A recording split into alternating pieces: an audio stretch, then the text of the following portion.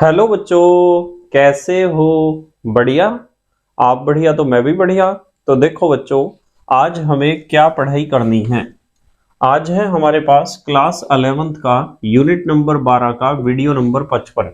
तो बेटे ये 12वीं यूनिट का 55वां वीडियो है और इससे पहले 54 वीडियो आपको प्लेलिस्ट में भी मिल जाएंगे, नीचे डिस्क्रिप्शन में भी मिल जाएंगे और कुछ समय बाद आई बटन में भी लिंक आ जाएगा, जहां आप यूनिट नंबर 12 को पूरा पढ़ सकते हो, समझ सकते हो और अपने सुंदर से नोट्स बना सकते हो, जो एग्जाम में आपकी बहुत ज़्यादा हेल्प करेंगे।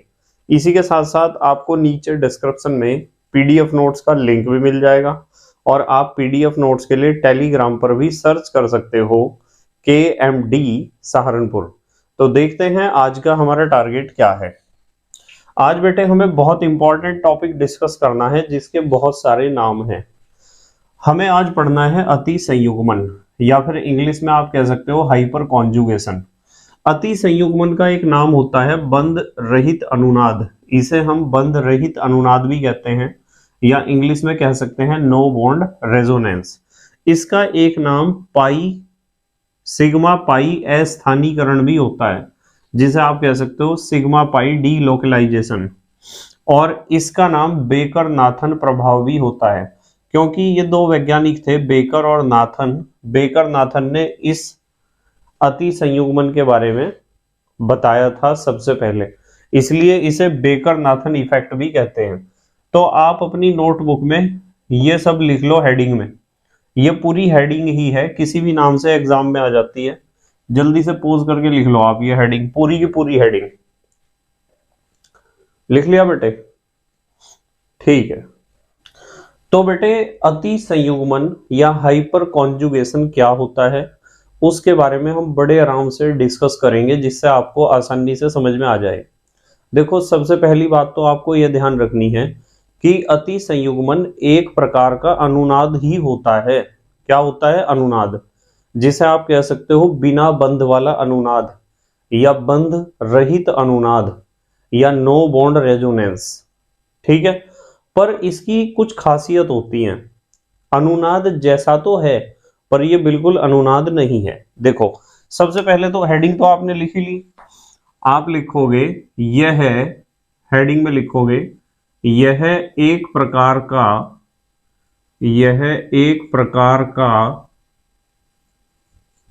यह एक प्रकार का यानी अति संयुग्मन एक प्रकार का बंध रहित, बंध रहित यानी बिना बॉन्ड वाला, बंध रहित अनुनाद होता है। बंध रहित अनुनाद होता है। और इसकी एक खासियत है, देखो मैं बताता हूं, यहां कोमा लगाते हैं। जो निम्न स्पीसीज में पाया जाता है। कौन कौन सी स्पीसीज में हमें देखने को मिलता है हाइपर कॉन्जुगेशन? निम्न स्पीसीज में पाया जाता है। कौन कौन सी ऐसी स्पीसीज हैं जिनमें हाइपर कॉन्जुगेशन मिलता है? तो इनमें सबसे पहली स्पीसीज होती है कार्बोकैटायन। तो नंबर 1 पर हम लिखेंगे कार्बोकैटायन। ऐसे ही तो प्रदर्शित करते हैं कार्बोकैटायन को। इसका मतलब है कार्बोकैटायन, जिसे आप हिंदी में कहते हो कार्ब धनायन। सिखा रखा है मैंने बहुत अच्छे तरीके से। आप चाहो तो कार्ब धनायन लिख सकते हो। तो या तो आपको अति संयुग्मन या हाइपर कॉन्जुगेशन मिलेगा कार्ब धनायन में देखने को, और या फिर आपको मिलेगा मुक्त मूलक में। देखो, कार्बन के ऊपर एक डॉट हमने लगा दिया, जिसे हम कहते हैं मुक्त मूलक। इसे आप कह सकते हो फ्री रेडिकल। तो आपको फ्री रेडिकल में भी हाइपर कॉन्जुगेशन मिल सकता है। और तीसरा स्पीसीज आपके पास जिसमें आपको हाइपर कॉन्जुगेशन मिल सकता है, वो है double bonded hydrocarbon. Double bonded hydrocarbon को हम कहते हैं एल्कीन। क्या कहते हैं? एल्कीन। तो यदि आपके पास कोई कार्बोकैटायन है, या फ्री रेडिकल है, या double bonded hydrocarbon means alkene है, तो इनमें आपको रेजोनेंस देखने को मिल जाएगा।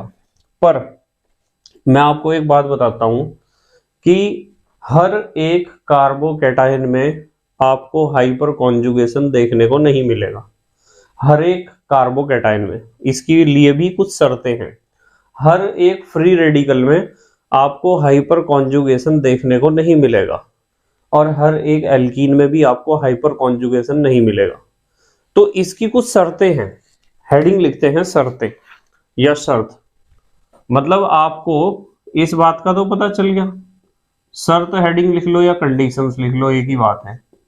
इस बात का तो पता चल गया कि भाई हाइपर कॉन्जुगेशन यानी अति संयुग्मन या तो कार्बोकैटायन में मिलेगा आपको देखने को, या फ्री रेडिकल में मिलेगा, या फिर double bonded hydrocarbon means alkene में मिलेगा। पर इनके लिए भी कुछ शर्तें हैं, कौन से कार्बोकैटायन में मिलेगा आपको हाइपर कॉन्जुगेशन। इसकी पहली शर्त है कि हमारे पास sp3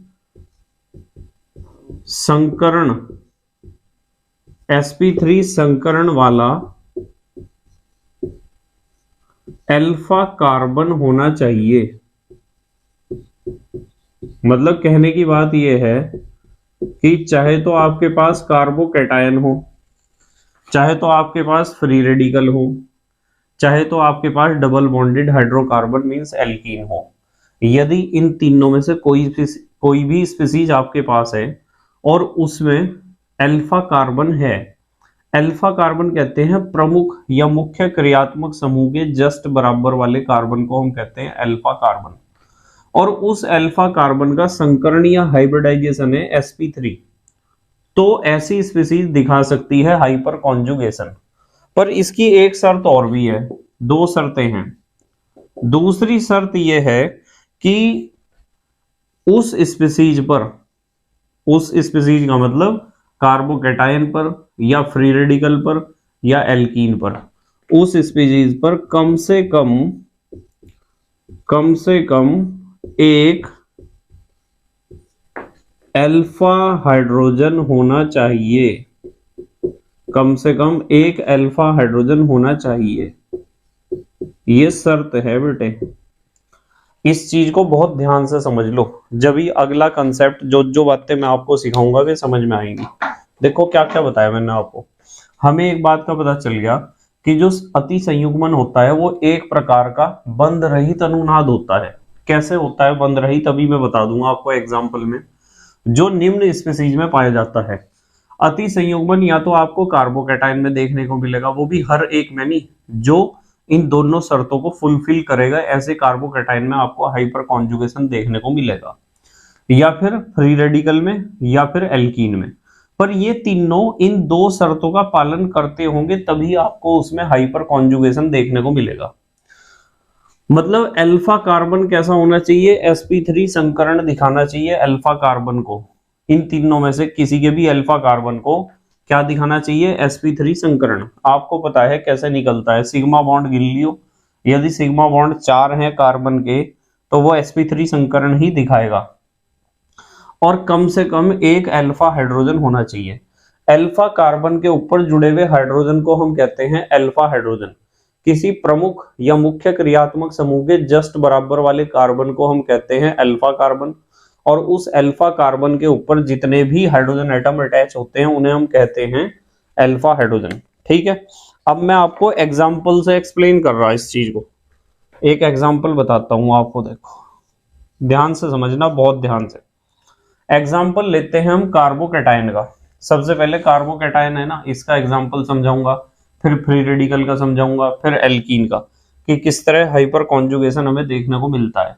तो यहां तो मैं लिखता हूं CH3, बहुत ध्यान से समझना, ये लिखा है CH3, और CH3 के बाद single bond CH2 positive carbocation है। यदि ऐसी स्पीसीज है तो इस स्पीसीज का हम देखते हैं, इसका इन्वेस्टिगेशन करते हैं, जांच पड़ताल करते हैं इसकी कि ये स्पीसीज इन दोनों शर्तों को फुलफिल कर रही है या नहीं। सबसे पहली बात, ये CH3 single bond CH2 positive है, इथाइल कार्बोकैटायन है। हाँ कार्बोकैटायन है। अब मैं देखूंगा कि इसमें ये पहली बात और दूसरी बात है या नहीं। पहली शर्त है कि sp3 संकरण वाला अल्फा कार्बन होना चाहिए। तो ये तो हुआ आपका मुख्य केंद्र, ठीक है। मुख्य केंद्र ये है कार्बोकैटायन, इसके जस्ट बराबर वाला कार्बन ये क्या होगा, अल्फा कार्बन, ठीक है। और अल्फा कार्बन ने कितने सिग्मा बॉन्ड बना रखे हैं, 1 2 3 4। जब 4 सिग्मा बॉन्ड होते हैं तो संकरण कौन सा होता है, sp3। तो अल्फा कार्बन sp3 संकरण दिखा रहा है, अल्फा कार्बन sp3 संकरण दिखा रहा है। तो पहली शर्त तो फुलफिल हो जाती है। अब दूसरी शर्त देखते हैं क्या है। दूसरी शर्त में इन्होंने कहा कम से कम एक अल्फा हाइड्रोजन होना चाहिए। भाई अल्फा कार्बन के पास जो हाइड्रोजन होते हैं उन्हें कहते हैं हम अल्फा हाइड्रोजन, ठीक है। क्या कहते हैं, अल्फा हाइड्रोजन। कम से कम एक अल्फा हाइड्रोजन होना चाहिए, पर यहां तो हमारे पास 3 अल्फा हाइड्रोजन है। तो इसका मतलब ये जो स्पीसीज हमने यहां लिखी है कार्बोकैटायन, वो कार्बोकैटायन भी है, पहली और दूसरी शर्त को भी फॉलो कर रहा है, ठीक है। मैं आपको फिर दोबारा एक बार बात बताता हूं कि जो मुख्य क्रियात्मक समूह या मुख्य केंद्र होता है या एक्टिव सेंटर होता है, उसके जस्ट बराबर वाले कार्बन को हम कहते हैं अल्फा कार्बन। क्या कहते हैं, अल्फा कार्बन। और उसके ऊपर अटैच हाइड्रोजन को हम कहते हैं अल्फा हाइड्रोजन। और हमारी सिर्फ 2 ही शर्तें हैं कि जो स्पीसीज है उसके पास अल्फा कार्बन जो है वो sp3 संकरण दिखाता हो, और उस अल्फा कार्बन के ऊपर अल्फा हाइड्रोजन कम से कम एक होना चाहिए। यहां तो 3 है। तो होता है क्या, देखो हाइपर कॉन्जुगेशन में क्या होता है कि ये जो बॉन्ड है, ये जो बॉन्ड है या तो ये या तो ये या तो ये, कोई से एक बॉन्ड के दोनों इलेक्ट्रॉन यहां चले जाते हैं, ठीक है। या फिर यूं कहो कि एक इलेक्ट्रॉन यहां चला गया या दोनों इलेक्ट्रॉन यहां चले गए, तो यहां डबल बॉन्ड बन जाएगा। और जब डबल बॉन्ड बन जाएगा तो ये चीज, ये हाइड्रोजन अलग हो जाएगा H पॉजिटिव के रूप में। तो होगा क्या, देखो मैं बताता हूं। इस तरह बीच में तीर के निशान लगाते हैं, हमें पता चल गया कि ये वाला हाइड्रोजन जुड़ा हुआ है, ये कार्बन भी है, पर ऊपर वाला हाइड्रोजन अलग हो चुका है H पॉजिटिव के फॉर्म में। नीचे वाला हाइड्रोजन भी जुड़ा हुआ है, सिंगल बॉन्ड डबल बॉन्ड में कन्वर्ट हो चुका है, और ये CH2 ज्यों का त्यों है। देखो मैं आपको एक बात बताता हूं, इस CH2 के ऊपर पॉजिटिव चार्ज था क्योंकि इलेक्ट्रॉन की कमी थी। ये 2 इलेक्ट्रॉन यहां से आगे तो डबल बॉन्ड बन गया, तो अब इसे पॉजिटिव चार्ज की कोई आवश्यकता नहीं है। इलेक्ट्रॉन यहां चले गए, इसका भी इलेक्ट्रॉन छीन लिया गया, तो H के ऊपर आ जाता है पॉजिटिव चार्ज। तो ये एक प्रकार की अनुनादी संरचना ही मानी जाती है, रेजोनेटिंग स्ट्रक्चर। इसे आप कह सकते हो नो बॉन्ड रेजोनेटिंग स्ट्रक्चर, ठीक है, या हाइपर कॉन्जुगेटेड रेजोनेटिंग स्ट्रक्चर भी आप इसे कह सकते हो, ठीक है। अब मैं आपको यूं कहूं कि चलो ये स्पीसीज बन गई, ये एक अनुनादी संरचना है जिसमें यहां कोई बॉन्ड नहीं है, इसीलिए इसका नाम है नो बॉन्ड रेजोनेंस, ठीक है। अब यदि मैं कहूं आपको कि ऐसा भी तो हो सकता है, देखो और क्या हो सकता है, और ये हो सकता है जिस तरह ये वाले बॉन्ड के दोनों इलेक्ट्रॉन यहां चले गए तो ये वाला बॉन्ड तो टूटे ना, और इस बॉन्ड के दोनों इलेक्ट्रॉन चले जाए यहां। यदि इस वाले बॉन्ड के दोनों इलेक्ट्रॉन यहां चले गए तो क्या होगा, तो ये होगा कि ये हाइड्रोजन H पॉजिटिव के फॉर्म में हो जाएगा अलग, और ये कार्बन है। ऊपर वाला हाइड्रोजन भी ज्यों का त्यों है और नीचे वाला हाइड्रोजन भी ज्यों का त्यों है, और यहां बन जाएगा आपका डबल बॉन्ड, और ये आ जाएगा यहाँ CH2, पॉजिटिव चार्ज इसका खत्म हो गया। तो ये भी एक प्रकार की नो बॉन्ड रेजोनेटिंग स्ट्रक्चर है, ठीक है। अच्छा, जिस तरह इसका, इस बॉन्ड के दोनों इलेक्ट्रॉन यहां चले गए थे, इसी तरह इसके दोनों इलेक्ट्रॉन यहां चले गए, ऐसा इसके साथ भी तो हो सकता है, इसके दोनों इलेक्ट्रॉन यहां चले जाएं तो क्या होगा, देखो तो क्या होगा।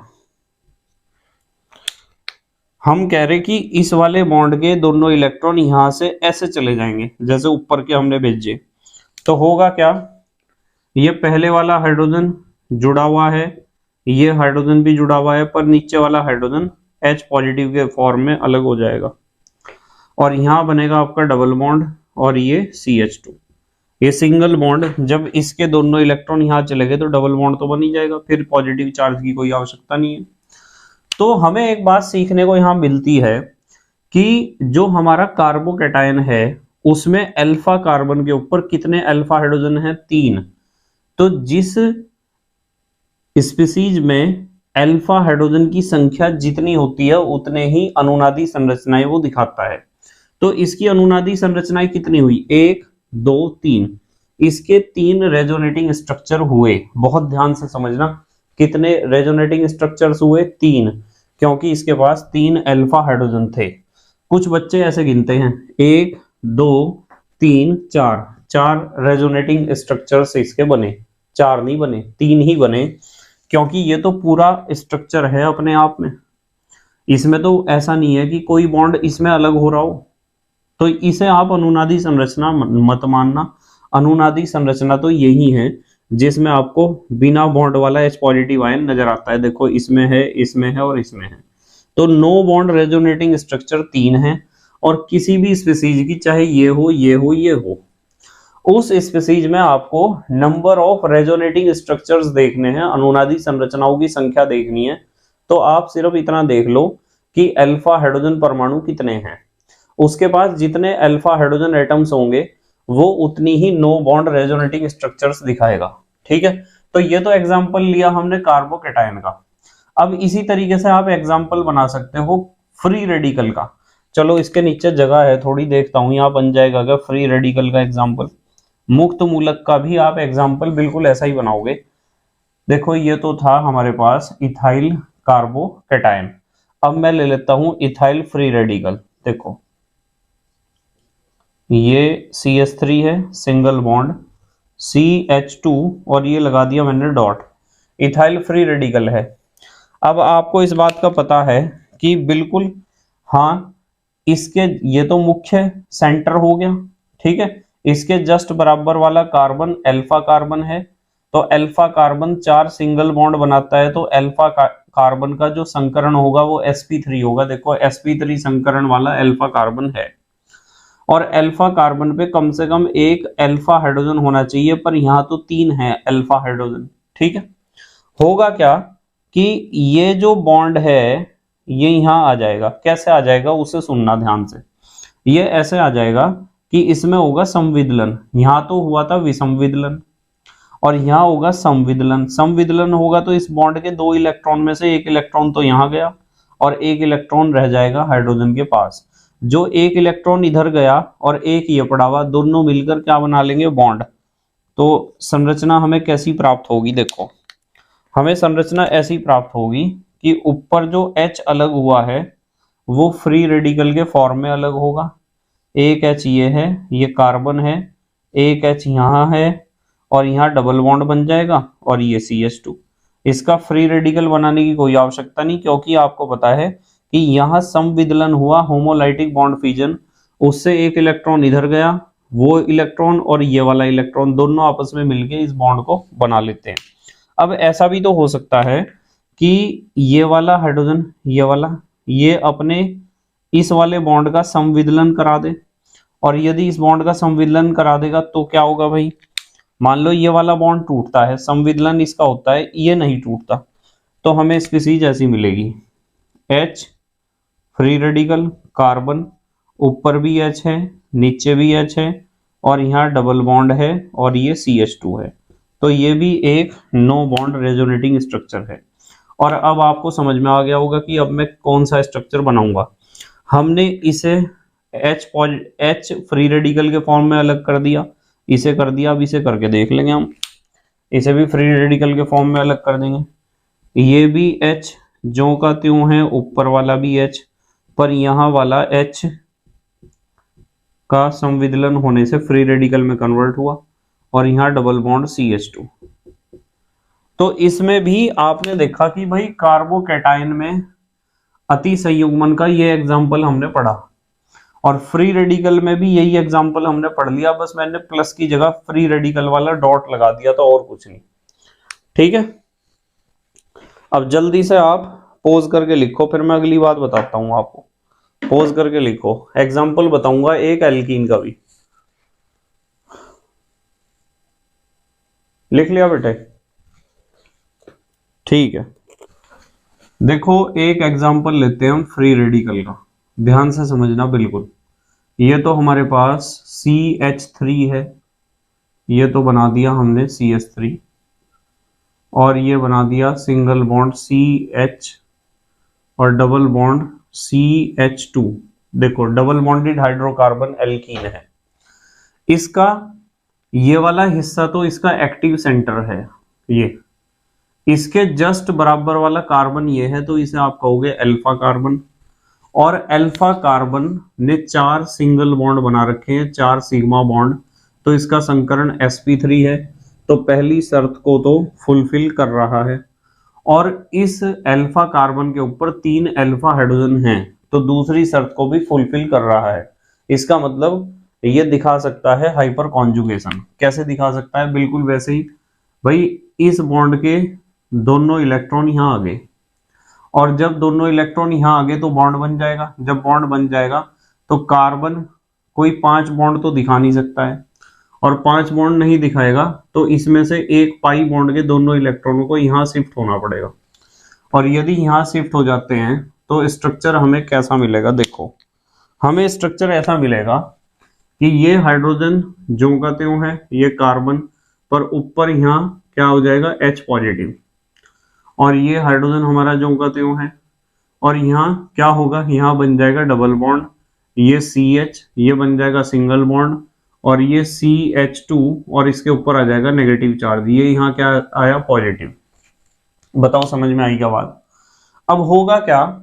जैसा कि हमने यहाँ पढ़ा, इस वाले हाइड्रोजन को हमने हटाया है, इस बार मैं इस वाले हाइड्रोजन को हटा दूंगा, और इस हाइड्रोजन को हम हटाएंगे तो क्या होगा बताओ? इस हाइड्रोजन का यदि बॉन्ड टूट जाएगा तो ये अलग हो जाएगा H पॉजिटिव के फॉर्म में, और ये आपका कार्बन है, इसमें एक हाइड्रोजन ऊपर है, एक हाइड्रोजन नीचे है, और यहाँ क्या होगा? यहाँ बन जाएगा डबल बॉन्ड, क्योंकि इसके दोनों इलेक्ट्रॉन यहाँ चले जाएंगे ना। जैसे इसके दोनों इलेक्ट्रॉन यहाँ आए, इसी तरह इसके दोनों इलेक्ट्रॉन यहाँ चले जाएंगे। डबल बॉन्ड के बाद CH, और CH के बाद CH2, क्योंकि ये वाले बॉन्ड के दोनों इलेक्ट्रॉन इधर आ गए, तो जिसके कारण इसके ऊपर आ जाएगा नेगेटिव चार्ज। तो प्लस माइनस एक तरह का इसके सिरे जो है ना वो आवेशित हो जाते हैं, और सिरे आवेशित होने से क्या होता है कि ये एक डाइपोल बन जाता है, डाइपोल। और डाइपोल बनेगा तो डाइपोल मोमेंट भी इसके अंदर पैदा होगा। ध्यान रखना, डाइपोल मोमेंट भी आ जाता है अति संयुग्मन के कारण, द्विध्रुव आघूर्ण बन जाता है इसका अणु का। अब देखो, जैसे हमने इसे हटाया, इस बार इसे हटा देंगे हम। इसे हटाओगे तो इसके दोनों इलेक्ट्रॉन यहां जाके बॉन्ड को बना देंगे, यानी सिग्मा बॉन्ड अनुनाद में भाग ले रहा है। और नॉर्मली जब हम अनुनाद को पढ़ते थे तो उसमें एक शर्त लिखी थी कि अनुनाद की क्रिया में केवल पाई बॉन्ड ही पार्टिसिपेट करते हैं, सिग्मा बॉन्ड का कोई जिक्र था ही नहीं अनुनाद में। पर यहाँ है तो ये एक प्रकार का अनुनाद ही, जो हाइपर कॉन्जुगेशन होता है, अति संयुग्मन, ये एक प्रकार का अनुनाद ही होता है। पर इसमें पाई बॉन्ड का प्रयोग मुख्य नहीं है, इसमें मुख्य प्रयोग जो होता है वो सिग्मा बॉन्ड का होता है। देखो, सिंगल बॉन्ड तो सिग्मा ही होता है, और मैं तीसरा एग्जांपल आपको बता रहा, इससे पहले 2 एग्जांपल में भी मैंने सिग्मा बॉन्ड को ही उसकी जगह से हटाया है। अब हम इस वाले सिग्मा बॉन्ड को हटाएंगे। देखो, ये H ज्यों का त्यों है, ये कार्बन ज्यों का त्यों है, ऊपर वाला H ज्यों का त्यों है, नीचे आ जाएगा H पॉजिटिव, और यहाँ बन जाएगा डबल बॉन्ड, यहाँ CH, यहाँ सिंगल बॉन्ड CH2, और यहाँ आ जाएगा नेगेटिव चार्ज। तो प्लस माइनस चार्ज यहाँ क्या हुए? डेवलप हुए। तो ये 3 एग्जाम्पल आप समझ सकते हो, ठीक है? 3 एग्जाम्पल समझ लोगे ना आप, बहुत काम के हैं तीनों एग्जाम्पल। मतलब मैंने आपको 3 स्पीसीज बताई जिनमें हाइपर कॉन्जुगेशन हमें मिलता है। एक तो बताया कार्बोकैटायन, एक फ्री रेडिकल, और एक एल्कीन। और तीनों का एक एक उदाहरण मैंने ले लिया कि किस तरीके से हाइपर कॉन्जुगेशन ये दिखाते हैं। देखो, हाइपर कॉन्जुगेशन से जो अनुनादी संरचनाएं हमें प्राप्त होती है ना, जैसे इसमें कितनी अनुनादी संरचनाएं बनी? जितने इसमें अल्फा हाइड्रोजन एटम होंगे। किसी भी हाइपर कॉन्जुगेशन दिखाने वाली स्पीसीज में आपको गिनना है कि कितने अल्फा हाइड्रोजन हैं।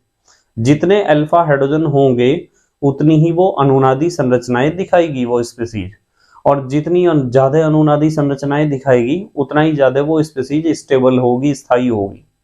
देखो, एक चीज और बता देता हूं, यहां मेरे याद आ गई है कि हाइपर कॉन्जुगेशन से भी कोई भी स्पीसीज स्टेबल हो जाती है, स्टेबिलिटी बढ़ जाती है अति संयुग्मन मींस हाइपर कॉन्जुगेशन से।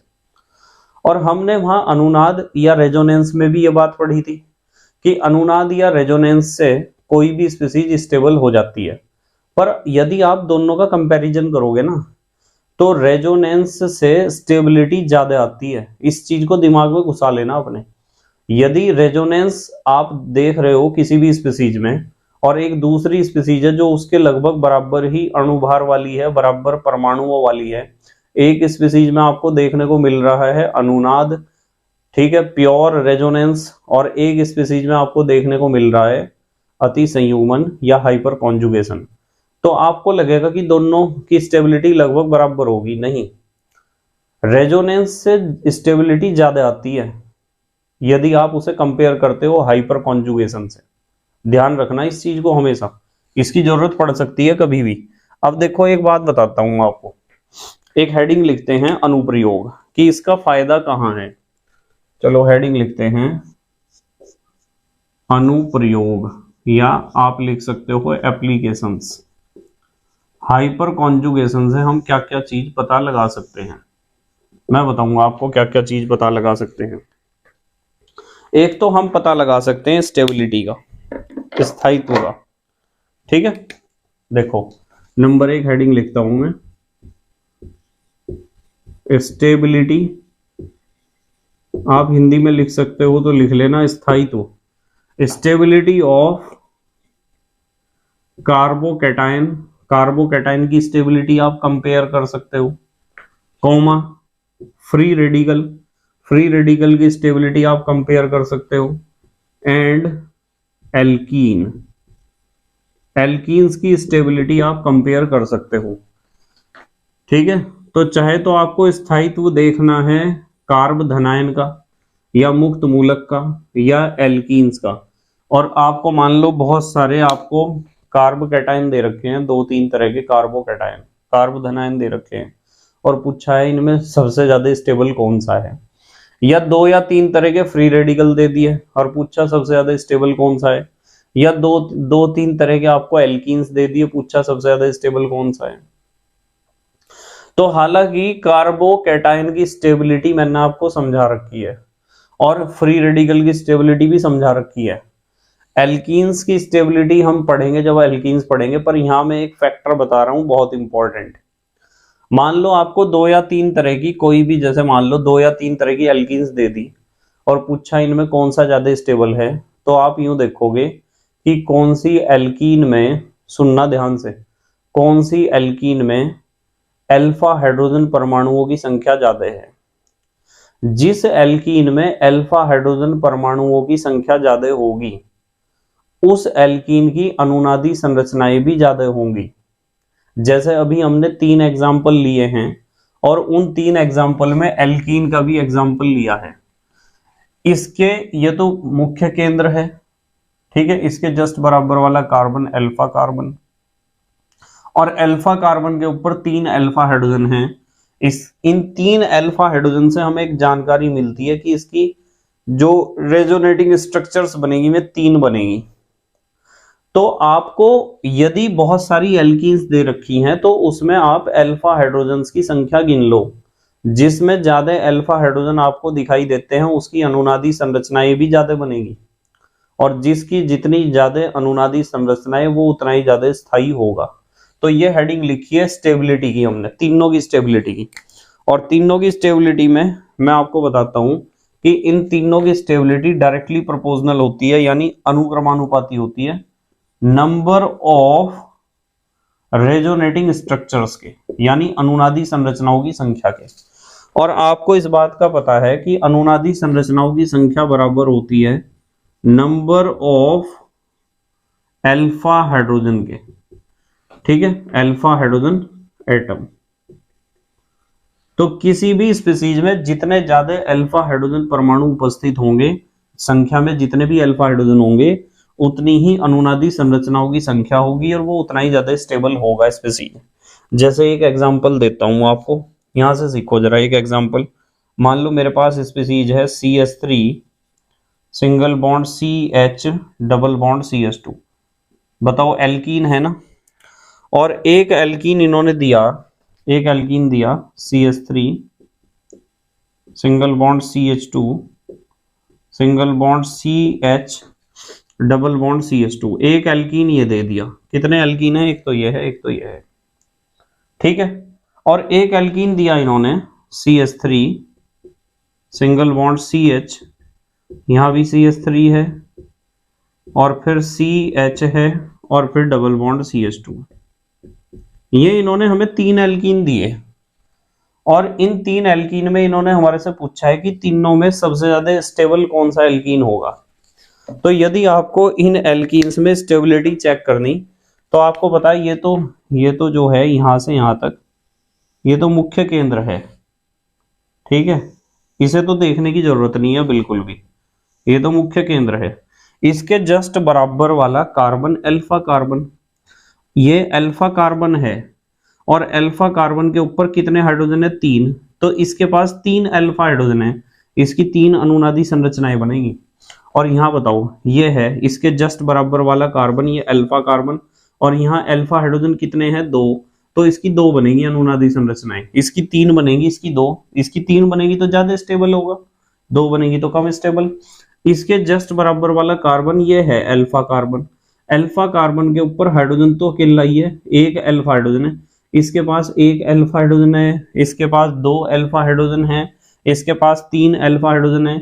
जिसके पास जितने ज्यादा अल्फा हाइड्रोजन होंगे उसकी उतनी ही ज्यादा अनुनादी संरचनाएं बनेंगी, या नो बॉन्ड रेजोनेटिंग स्ट्रक्चर्स बनेंगी, और वो उतना ही ज्यादा स्टेबल होगा।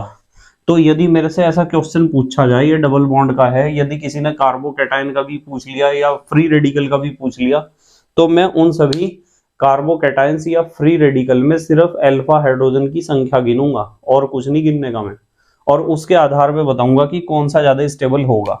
यहाँ पता चल गया हमें सबसे ज्यादा स्टेबल ये होगा, क्योंकि इसमें 3 अल्फा हाइड्रोजन है, इसमें 2 हैं कम स्टेबल, और जिसमें एक ही अल्फा हाइड्रोजन है सबसे कम स्टेबल एल्कीन होगा। बताओ ये बात समझ में आती है क्या? तो एक तो इसका फायदा ये है कि आप अनुप्रयोग में, एप्लीकेशन में एक फायदा ये है, स्टेबिलिटी चेक कर सकते हो कार्बोकैटायन की, फ्री रेडिकल की और एल्कीन्स की। क्लियर? एग्जाम्पल दिया हमने यहाँ किसका? एल्कीन्स का। उसके बाद दूसरा इसका फायदा ये है, दूसरी एक बात और पता लगती है हमें, लिखते हैं नंबर 2, कार्बन कार्बन के बीच जो डबल बॉन्ड होता है ना, उसकी लेंथ, ठीक है, कार्बन कार्बन डबल बॉन्ड की लेंथ का भी अंदाजा आप लगा सकते हो कि कब ज्यादा है तो क्यों है, कम है तो क्यों है। देखो एक बात बताता हूं कि इसकी लेंथ भी डायरेक्टली प्रोपोर्शनल होती है नंबर ऑफ रेजोनेटिंग स्ट्रक्चर्स के। अनुनादी संरचना जितनी ज्यादा होंगी उतना ही कार्बन कार्बन का जो डबल बॉन्ड है उसकी लंबाई ज्यादा होगी। अब बच्चों के दिमाग में सवाल ये आता है कि सर क्यों?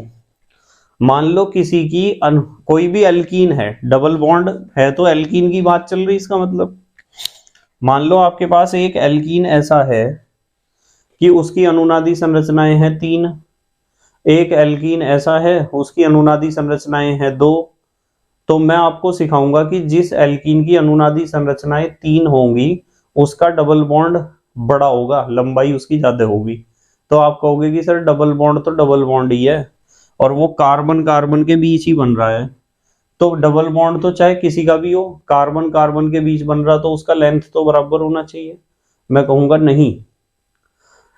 यदि एल्कीन में आपको अति संयुग्मन देखने को मिल रहा है और उस एल्कीन में अनुनादी संरचनाओं की संख्या ज्यादा है, तो क्या होता है, अनुनादी संरचनाओं की संख्या जब ज्यादा होती है ना, तो ये जो डबल बॉन्ड होता है, देखो यहाँ डबल बॉन्ड था, वो डबल बॉन्ड सिंगल बॉन्ड की तरह बिहेव करता है। देखो यहाँ CH2 से पहले डबल बॉन्ड था, CH2 से पहले सिंगल बॉन्ड बन गया, देखो सिंगल बॉन्ड। जितनी ज्यादा अनुनादी संरचनाएं होंगी किसी भी एल्कीन की, उसमें डबल बॉन्ड का बिहेवियर, व्यवहार सिंगल बॉन्ड जैसा हो जाता है। और जब डबल बॉन्ड सिंगल बॉन्ड की तरह बिहेव करेगा तो सिंगल बॉन्ड का तो लेंथ ज्यादा होता ही है। आपको पता है सिंगल बॉन्ड में कक्षकों का अतिव्यापन कम होता है, और कक्षकों का अतिव्यापन कम होगा तो बॉन्ड लेंथ क्या होगी? ज्यादा होगी, ठीक है। तो मैंने बताया आपको कि जो कार्बन कार्बन डबल बॉन्ड की बॉन्ड लेंथ है वो ये अनुक्रमानुपाती का निशान है, डायरेक्टली प्रोपोर्शनल का, वो अनुक्रमानुपाती होती है नंबर ऑफ रेजोनेटिंग स्ट्रक्चर्स की। ठीक है, ऐसा क्यों है, लिखना चाहो तो लिख सकते हो, क्योंकि डबल बॉन्ड में मतलब अति संयुग्मन के कारण, क्योंकि डबल बॉन्ड में सिंगल बॉन्ड का नेचर आ जाता है। ठीक है, लिखना चाहो तो लिख देना, नेचर आ जाता है, उसका गुण आ जाता है सिंगल बॉन्ड का उसके अंदर, और सिंगल बॉन्ड का तो लेंथ ज्यादा होता ही आपको पता है। जल्दी से पोज करके लिखो और बताता हूं बहुत अच्छी बात, एक पोज करके लिखो। लिख लिया बेटे? ठीक है, नंबर 3 पर हम डिस्कस करेंगे इसका अनुप्रयोग। आप कह सकते हो heat of hydrogenation, heat of hydrogenation या हाइड्रोजनीकरण की ऊष्मा, हिंदी में कहना चाहते हो तो हाइड्रोजनीकरण की ऊष्मा कह सकते हो। हाइड्रोजनीकरण की ऊष्मा का मतलब यह होता है कि मान लो आपके पास कार्बन और कार्बन के बीच डबल बॉन्ड है और यहाँ भी एक हाइड्रोजन जुड़ा है, यहाँ भी हाइड्रोजन, इस तरह का मान लो कोई कंपाउंड है या कुछ भी जुड़ा है, संयोजकता पूरी करनी है। इसके ऊपर जब आप हाइड्रोजन का रिएक्शन कराते हो ना, तो हाइड्रोजन का रिएक्शन करने में दो बातें होती हैं। पहले तो इस बॉन्ड को तोड़ना पड़ेगा, और जब आप बॉन्ड को तोड़ोगे तो बॉन्ड को तोड़ने में मान लो 50 जूल एनर्जी लगी। ठीक है, ऐसा मैं कह रहा हूं अपनी तरफ से आपको सिखाने के लिए। ये संख्या जो मैंने ली है ना, ये जो अमाउंट लिया है एनर्जी का, वो 50 जूल प्रति मोल अपनी तरफ से लिया है आपको समझाने के लिए। मान लो इस बॉन्ड को तोड़ने के लिए 50 जूल एनर्जी लगती है, तो 50 जूल एनर्जी हमारी लग गई बॉन्ड को तोड़ने में, मैंने लिखा प्लस 50 जूल। अब क्या हुआ कि ये दो हाइड्रोजन है आपके पास परमाणु, एक H इधर जुड़ेगा, एक H इधर, जब जुड़ेगा तो कार्बन के पास ये दो H तो थे पुराने और एक बॉन्ड था पुराना, और इसके पास ये दो H पुराने थे। अब ये जो नए हाइड्रोजन परमाणु, यहाँ जो बॉन्ड बनेगा ना इसका नए हाइड्रोजन का, और यहाँ भी बनेगा, तो आपको पता है जहां भी बॉन्ड बनता है वहां ऊर्जा निकलती है, और ऊर्जा निकली मान लो 100 जूल, 100 जूल नहीं 100 से कम करते हैं, मान लो ऊर्जा निकली 90 जूल, माइनस निकली तो माइनस लिख दिया। तो आपको देखना होता है कि बॉन्ड को तोड़ने में तो ऊर्जा लगी हमारी, पर जब दो हाइड्रोजन परमाणु ये यहां जुड़ेगा और ये यहां जुड़ेगा इस कार्बन पे, तो एनर्जी निकलेगी। तो कुल रिजल्ट क्या निकला इसका, 50 जूल तो लगी थी बॉन्ड को तोड़ने में, 90 जूल हमें मुक्त होगी हमारी, हमें प्राप्त होगी। तो आप 90 में से 50 घटाओगे, कितने आए 40, तो यहां साथ में आपको 40 जूल एनर्जी मिलेगी। मोल लिख दो, प्रति मोल। तो कुल मिला के बात यह है कि जब किसी डबल बॉन्ड या ट्रिपल बॉन्ड पर हाइड्रोजन का योग किया जाता है तो ऊर्जा की आवश्यकता भी पड़ती है और ऊर्जा निकलती भी है, पर इन दोनों का जो रिजल्ट निकलता है ना, उसका रिजल्ट यह है कि टोटल हम कहते हैं कि एनर्जी निकली ही है, बस एनर्जी क्या हुई है, निकली है। और जितनी ऊर्जा निकलती है ना, उस ऊर्जा को हम कहते हैं हीट ऑफ हाइड्रोजिनेशन, हाइड्रोजनीकरण की ऊष्मा, उसे क्या कहते हैं, हाइड्रोजनीकरण की ऊष्मा। अब मैं आपको बताता हूं एक बहुत बढ़िया बात, एक बहुत बढ़िया बात यह है कि हाइड्रोजनीकरण की जो ऊष्मा है ये व्युत्क्रमानुपाती होती है अति संयुग्मन के, अति संयुग्मन, अति संयुग्मन को आप कह सकते हो हाइपर कॉन्जुगेशन। अब ये बात बच्चों के समझ में नहीं आती जो मैंने यहाँ लिखी है, अब मुझे आपको समझानी है, ये बात आप समझने का प्रयास करना पूरी। देखो मैंने आपको बताया है कि हीट ऑफ हाइड्रोजिनेशन जो यहाँ निकलती है हीट, ये अति संयुग्मन के व्युत्क्रमानुपाती है। यदि ज्यादा कॉन्जुगेशन होगा, हाइपर कॉन्जुगेशन ज्यादा होगा। अब यहाँ हाइपर कॉन्जुगेशन ज्यादा होने का मतलब पता क्या है कि ज्यादा रेजोनेटिंग स्ट्रक्चर्स बनेंगे। आप लिख सकते हो इसे 1 upon number of resonating structures, अनुनादी संरचनाओं की संख्या। किसी भी स्पीसीज में जितनी ज्यादा अनुनादी संरचनाएं आपको दिखाई दे रही हैं अति संयुग्मन के कारण, हम कहेंगे कि वो स्पीसीज उतना ही ज्यादा अति संयुग्मन दिखा रही है। और यदि ज्यादा अति संयुग्मन दिखा रही, ज्यादा स्पीसीज बन रही, तो होगा क्या अनुनादी संरचनाएं ज्यादा बन रही तो स्टेबिलिटी ज्यादा होगी, स्टेबिलिटी ज्यादा होगी ना तो इस बॉन्ड को तोड़ने के लिए बहुत ज्यादा ऊर्जा देनी पड़ेगी। अब ज्यादा ऊर्जा देनी पड़ेगी, मान लो स्टेबिलिटी आने के कारण मुझे ऊर्जा यहाँ देनी पड़ी 50 जूल से भी ज्यादा बॉन्ड को तोड़ने के लिए, क्योंकि वो ज्यादा अनुनादी संरचना दिखाने के कारण स्टेबल हो गया कंपाउंड। अब मान लो मुझे एनर्जी यहाँ देनी पड़ी बॉन्ड को तोड़ने के लिए, पहले 50 जूल देनी पड़ रही थी, अब मुझे देनी पड़ेगी 70 जूल एनर्जी। तो इन्हें घटा के देखो अब क्या होगा, यहाँ क्या 40 जूल ऊर्जा ही निकलेगी? नहीं, 90 में से 70 घटाओ कितनी? 20 जूल। तो बताइए जरा, एनर्जी ऑफ हाइड्रोजिनेशन या हीट ऑफ हाइड्रोजिनेशन घटनी गई क्या? घट गई या नहीं घटी? क्यों घटी? क्योंकि जितना ज्यादा अति संयुग्मन आपको डबल बॉन्डेड कंपाउंड मैंने एल्कीन में दिखाई दे रहा है उतने ही ज्यादा उसके रेजोनेटिंग स्ट्रक्चर बनेंगे, और जितने ज्यादा उसके रेजोनेटिंग स्ट्रक्चर बनेंगे वो कंपाउंड उतना ही ज्यादा क्या हो जाएगा? स्टेबल हो जाएगा। और जब स्टेबल हो जाएगा तो उसके डबल बॉन्ड के एक बॉन्ड को तोड़ने के लिए ज्यादा ऊर्जा देनी पड़ेगी, और ज्यादा ऊर्जा यदि देनी पड़ेगी तो हाइड्रोजनीकरण की ऊष्मा या हीट ऑफ हाइड्रोजिनेशन का वैल्यू अपने आप ही घट जाएगा, सीधी सी बात है। ठीक है, अच्छा एक अनुप्रयोग और सिखाता हूं मैं आपको, एक अनुप्रयोग आपको और सीखना है, और वो है द्विध्रुव आघूर्ण, या फिर आप कह सकते हो डाइपोल मोमेंट। देखो, द्विध्रुव आघूर्ण कहो या डाइपोल मोमेंट कहो, देखो ये जो डाइपोल मोमेंट है ना, ये बदलता है अति संयुग्मन होने के कारण। क्योंकि आपको मैंने अभी थोड़ी देर पहले एक बात सिखाई थी कि अति संयुग्मन में जब अनुनादी संरचनाएं बनती हैं तो उनमें कभी कभी आवेश भी आ जाता है, दोनों किनारों पर, दोनों सिरों पर आवेश आ जाता है।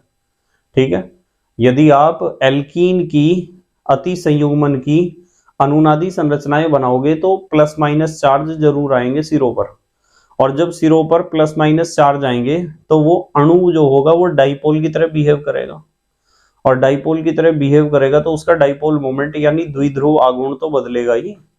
ठीक है, तो यहां ये बात थोड़ी सी लिख लेना आप,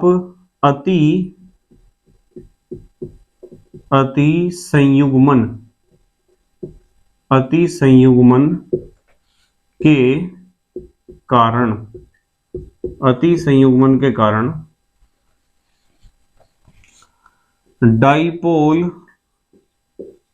डाइपोल मोमेंट या आप कह सकते हो द्विध्रुव आघूर्ण प्रभावित होता है, द्विध्रुव आघूर्ण प्रभावित होता है।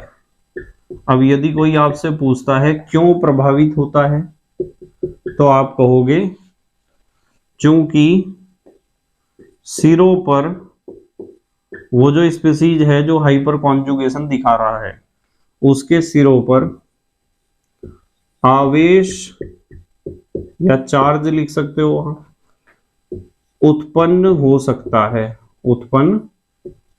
सकता है। मतलब कुछ स्पीसीज ऐसी हैं जिनके सिरों पर हाइपर कॉन्जुगेशन के कारण चार्ज डेवलप हो जाता है। वैसे कार्बोकैटायन का जब हमने एग्जाम्पल पढ़ा वहां भी चार्ज डेवलप हो रहा था या अपनी जगह बदल रहा था। ठीक है, तो हमारे देश के बच्चे जल्दी से पोज करके लिखेंगे, आप पोज करके लिखो बेटे, लिख लिया? ठीक है, तो बेटे मुझे उम्मीद है कि अति संयुग्मन के बारे में आपको काफी जानकारी मिली होगी। ठीक है, बस मेहनत और ईमानदारी से पढ़ाई करते रहो और अपने हैंड रिटन नोट्स बनाते रहो। तो thank you very much for watching this video. Okay, bye.